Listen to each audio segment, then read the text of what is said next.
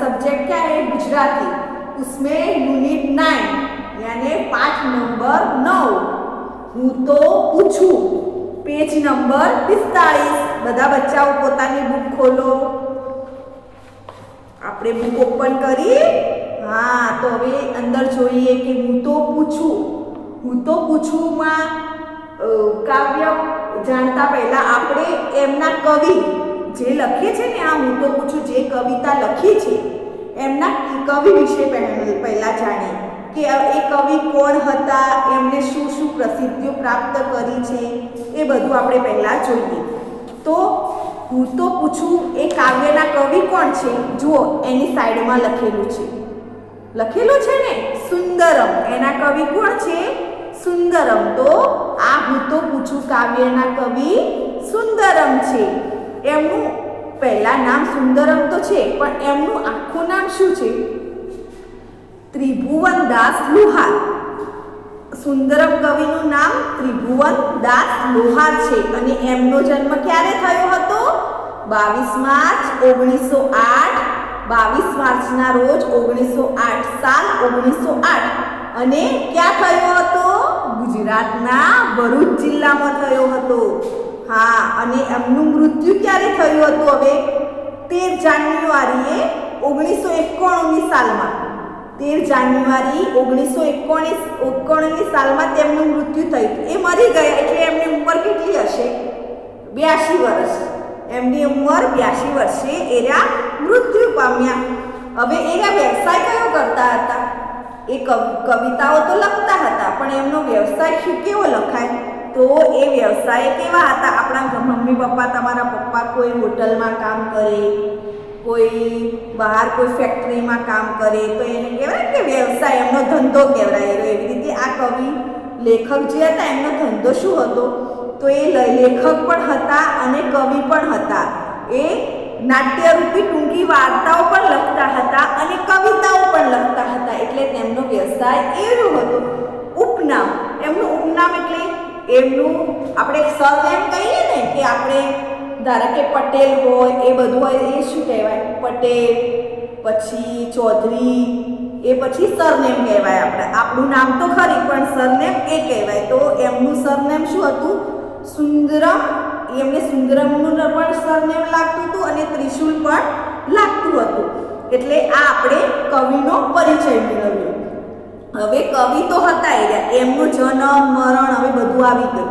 હવે એમને કાવ્ય સંગ્રહો એટલે એમને કયા કયા કવિતાઓ લખી છે એ આપણે જોઈએ। તો એ કવિ કઈ કઈ કવિતાઓ રચી છે? તો કોયા ભગતની કણવી વાણી એવી કવિતા લખી છે અને ગરીબોના ગીત એ પણ તેમને લખ્યા છે। પછી કાવ્ય વસુલા, કાવ્ય મંગલા, તેમણે એ તેમના કે શું કહેવાય? કાવ્ય સંગ્રહો કહેવાય। એમણે એટલા બધા કાવ્યો લખ્યા છે। પછી ટૂંકી વાર્તાઓ પણ એયા લખી છે। તો ટૂંકી વાર્તાઓના નામ શું છે? હીરાકણી અને બીજી વાતો। અને બીજી કઈ લખી છે? પિયાસી નામની ટૂંકી વાર્તા પણ એમણે લખી છે। હવે આપણે કોઈ સારું કામ કરીએ તો આપણને એવોર્ડ તો આપવામાં આવે ને। આપણે તમે જો ક્લાસમાં કોઈ પહેલો નંબર પાસ થતો હોય, બીજો નંબર તો પાસ થતો હોય, તો તેમને ઇનામ આપવામાં આવે છે ને। એવી રીતે આ કવિને પણ એમને એવોર્ડ આપવામાં આવતો હતો। જાહેર સભાઓમાં કોઈ ફંક્શન હોય તો એમને એવોર્ડ આપવામાં આવતો હતો। તો એ એવોર્ડનું નામ શું હતું? આ એવોર્ડ એમને કઈ સાલમાં અપાયો હતો? 1934માં અપાયો હતો। રણજીતરાવ સુવર્ણચંદ્રક નામનો એવોર્ડ તેમને એનાયત કરવામાં આવ્યો હતો, કે આ એવોર્ડ તેમને આપવામાં આવ્યો હતો। હવે આ થઈ કવિની વાત આપણે અહીંયા પૂરી કરીએ છીએ। હવે આપણે આ કાવ્યની વાત જોઈએ કે કાવ્ય કવિ શું કહે છે? કે ઈશ્વર એક શ્રેષ્ઠ કલાકાર છે, એટલે કે ઈશ્વર એક મહાન છે કે જે બધી રચનાઓ કરી શકે છે। તેને એ દુનિયા, આપણે આ દુનિયા છે તેને કઈ કઈ રીતે શણગારી છે? ફૂલોથી, પછી અનેક બાગ બગીચાઓથી, પોતાની અમુક અદાઓથી તેણે પૂરી દુનિયાને શણગારી છે। નવી નવી સુંદર સુંદર વસ્તુઓ આપીને એણે દુનિયાને શણગારી છે ને।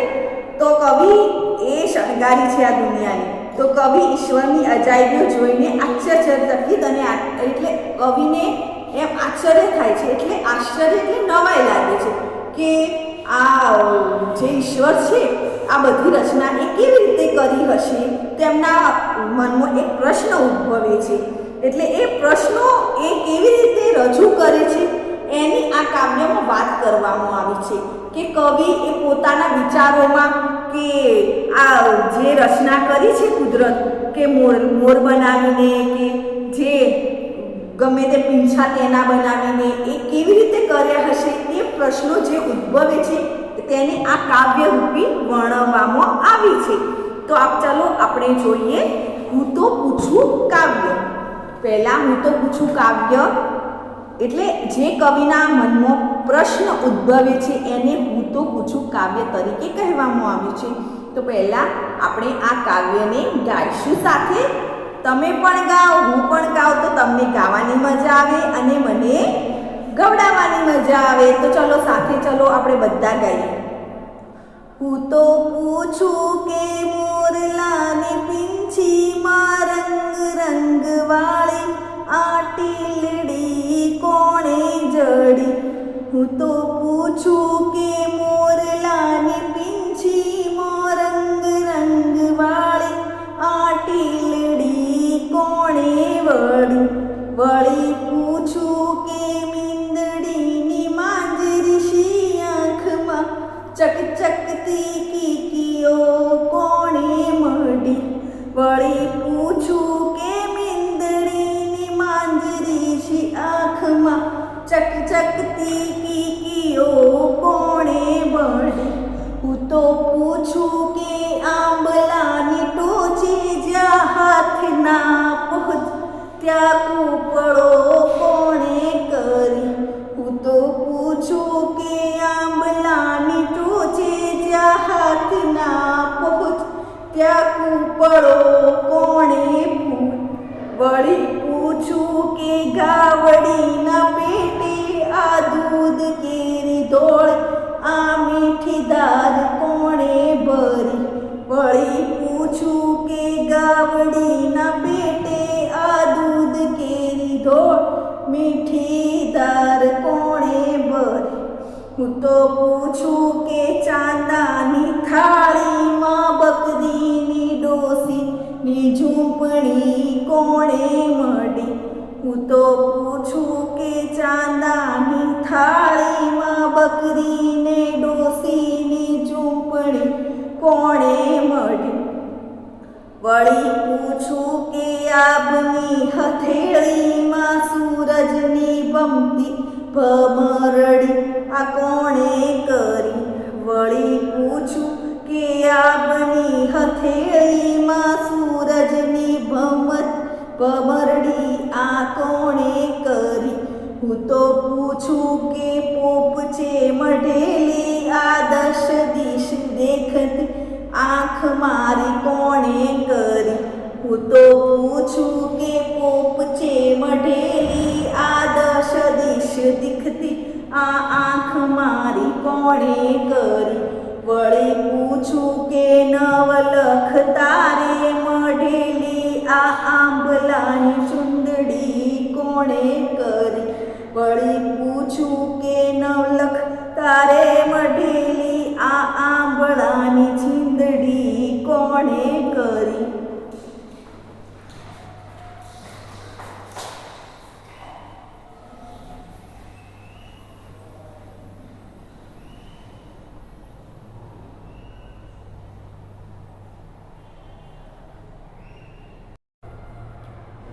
બચ્ચો તમે આ બધું આ કવિતાઓ સાંભળી ગાઈ સાથે તમે લોકો?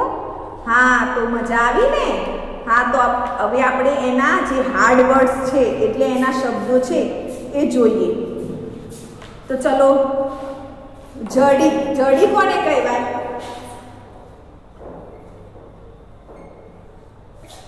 જડી અને સજ્જડ રીતે જેને બેસાડી હોય એને શું કહેવાય?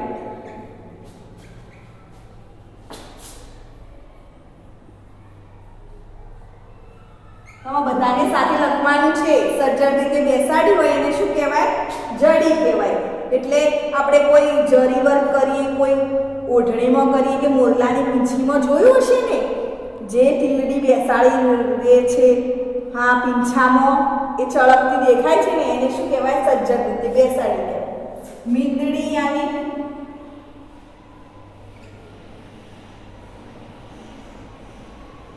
યાની મીંડડી. મીંડડી પછી બિલાડી, એને શું કહેવાય? મીંદડી કહેવાય. મીંદડી અને મીંડડી, બિલાડી, બિલાડીને આપણે મીંડડી પણ કહી શકીએ છીએ. હવે માંજરી.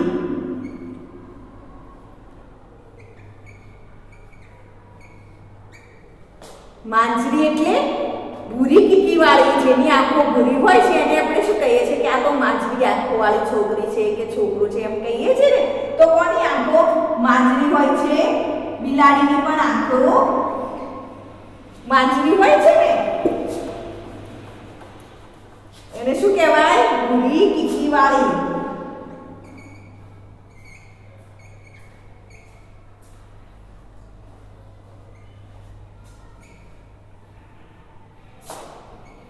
ભૂરી કીકી વાળી એટલે માંજરી આંખો વાળી.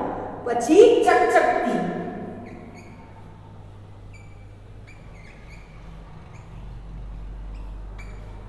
ચકચકતી એટલે ચળકતી. જેવી રીતે તારાઓ આકાશમાં ચમકે છે ને, એટલે આપણે શું કહીએ છીએ? કે ચમચમકતા. એવી રીતના ચકચકતી એટલે કોઈ બી વસ્તુ ચળકતી હોય એને શું કહેવાય?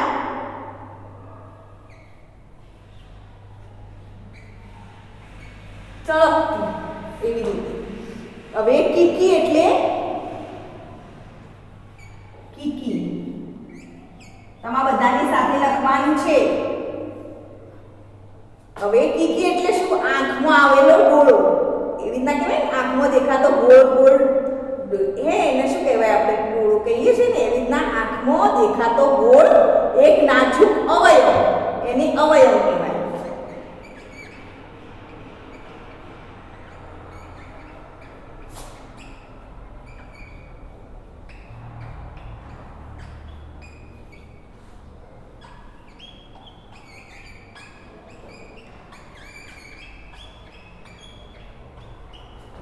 એક નાજુક અવયવ. હવે આટલા બધા શબ્દો લખો. ફરી બીજા લખવાના છે થોડા શબ્દો.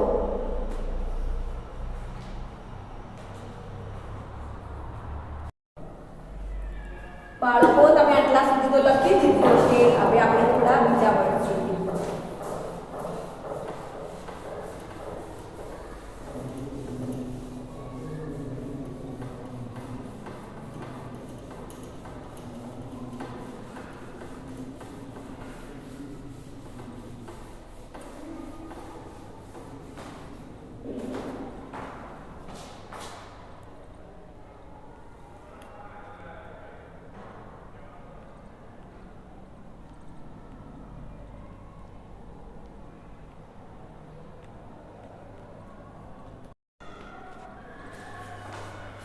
તમે બચ્ચો એ બધા વર્ડ્સ લખી દીધા.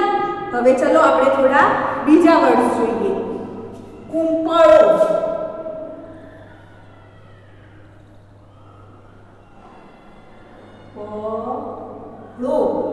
કુંપળો કોને કહેવાય? જે નવા તાજા ફૂટેલા પાન હોય ને, આંબાની સીઝન આવે એટલે નવા જૂના પાન હોય એ વિખરાઈ જાય અને નવી કુંપળો ફૂટે, નવા પાન આવે એને શું કહેવાય? કુંપળો. તો નવા તાજા ફૂટેલા પાન, એને શું કહીશું? કુંપળો. Very good. ગાવડી એટલે ગાય. ગાયને બીજું શું કહેવાય? ગાવડી પણ કહી શકીએ. દસ દિશ. કાવ્યમાં હતું ને 10 દિશ, યાને 10 દિશા.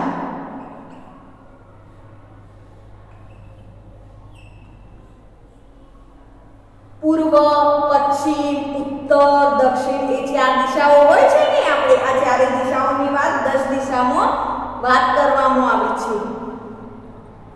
ચારે ખૂણાઓ હોય આકાશ, અગ્નિ, ઈશાન, નેતૃત્વ, વાયવ્ય અને આકાશ, પાતાળ સાથે આ 10 દિશાઓની વાત એટલે કેવી? ગણો. પૂર્વ, પશ્ચિમ, ઉત્તર, દક્ષિણ, ચાર દિશા, ઈશાન, અગ્નિ, નેતૃત્વ, વાયવ્ય અને ચાર ખૂણા કયા? આકાશ. આ ચાર ખૂણા એ ઈશાન, અગ્નિ, નેતૃત્વ એ શું છે? વાયવ્ય એ ખૂણા છે ચાર. અને આકાશ, પાતાળ સાથે આ કુલ 10 દિશાઓ થાય છે. એની વાત આ કાવ્યમાં કરવામાં આવી છે. દેખંતી એટલે જોતી. આપણે કોઈને જોઈએ ને તો શું કહેવાય? દેખંતી એટલે જુએ છે એમ થાય. નવલખ એનો મતલબ શું થાય? 9 લાખ કે અગણિત. કોઈ જેને ગણી ન શકાય એને શું કહેવાય? અગણિત.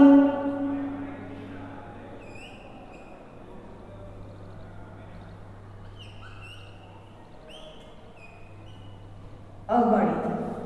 અગણિત. નવલખ એટલે અગણિત. ચલો બચ્ચો આ બધા શબ્દો લખી દો, પછી આપણે કાવ્યની સમજણ જોઈએ.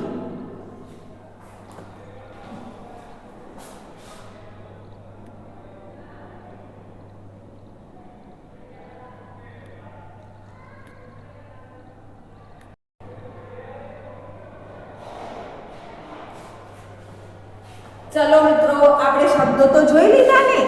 હવે આપણે આ કાવ્યની થોડી સમજણ લઈ લઈએ. આ કાવ્યમાં કવિના મનમાં કેવા પ્રશ્નો ઉદ્ભવે છે તેની વાત અહીં કરવામાં આવી છે. એ કહે છે કે ઈશ્વર તો આટલી બધી દુનિયા મોટી બનાવી નાખી, એમાં ઘણી અસંખ્ય વસ્તુઓ બનાવી નાખી જેની આપણે કલ્પના પણ ન કરી શકીએ. તો કવિના મનમાં કેવા કેવા પ્રશ્નો ઉદ્ભવે છે એ આ કાવ્યરૂપી વર્ણવવામાં આવ્યા છે. તો પહેલા શું કહે છે કવિ? કહે છે, હું તો પૂછું કે મોરલાની પીંછીમાં રંગ રંગવાળી આ ટીલડી કોણે જડી? બાળ મિત્રો, મોરનો પીંછો તો મોરના પીંછા તો તમે જોયા હશે ને. તો મોરના પીંછાનો આપણે ઉપયોગ ક્યાં ક્યાં કરીએ છીએ? તો મોરના પીંછા તો ખબર છે હિન્દુ ધર્મમાં કૃષ્ણ નામના ભગવાન હોય, તેમની કલગી ઉપર હોય, એ તેમના કહેવાય ને માથાના ઉપર જે કલગી લગાવવામાં આવે છે તે શેની લગાવવામાં આવે છે? એ મોરના પીંછાની લગાવવામાં આવે છે. એમના મુગટમાં હોય, મુગટમાં જે કલગી લગાવવામાં આવે એ મોરનું પીંછું હોય છે. પછી એ હિન્દુ ધર્મમાં એક મંદિરોમાં પણ તેનો ઉપયોગ થાય છે. પછી તમે પાઠ્યપુસ્તકમાં પણ ખબર છે મોરનું પીંછું રાખતા હશો. તો એ મોરના પીંછોનો આપણે એવી રીતે પણ ઉપયોગ કરીએ છીએ. તો કવિના મનમાં થાય છે કે મોરલાની પીંછીમાં આ ટીલડી કોણે જડી? જડીનો હું તમને લખાવ્યો હતો ને શબ્દ કે જડીનો મિનિંગ શું થાય છે, એટલે જડીનો અર્થ શું થાય છે? સજ્જડ રીતે ચોંટાડેલી હોય એ વસ્તુને શું કહેવાય? જડી કહેવાય. તો એમના પ્રશ્ન થાય છે કે આ જે મોરનું પીંછું છે, મોર તો કેવો મસ્ત દેખાય, તો એ કેવો મસ્ત લાગે. તો એના પીંછામાં ખબર રંગબેરંગી જે કલર હોય એમાં પણ ટીલડી જેવા આકાર દેખાતો હોય. એમાં આ ટીલડી રૂપી એ સજ્જડ કોણ રીતે બેસાડી હશે? એ કવિના મનમાં એવો પ્રશ્ન થાય છે. એટલે કવિ કહે છે કે મોરલાની પીંછીમાં રંગવાળી આ ટીલડી કોણે જડી? પછી શું કહે છે? વળી પૂછું કે મીંદડીની માંજરી આંખમાં ચકચકતી કીકીઓ કોણે મળી? માંજરી એટલે જેમની આંખો ભૂરી હોય એ, એટલે બિલાડીની જે આંખો ભૂરી હોય છે, ખબર છે એને શું કહેવાય? માંજરી એટલે ભૂરી આંખો વાળી. એટલે બિલાડીની જે આંખ હોય છે એમાં આ માંજરી આંખવાળી કીકી એ કોણે જડી હશે? કવિના મનમાં એવો પ્રશ્ન થાય છે કે બિલાડીની આંખો કેવી મસ્ત હોય છે અને આ માંજરી આંખો કેવી રીતે કરી હશે કુદરત? એના ઉપર એમના દિલમનમાં એવો પ્રશ્ન થાય છે. એને સમજાવવાનો એ પ્રયત્ન કર્યો છે.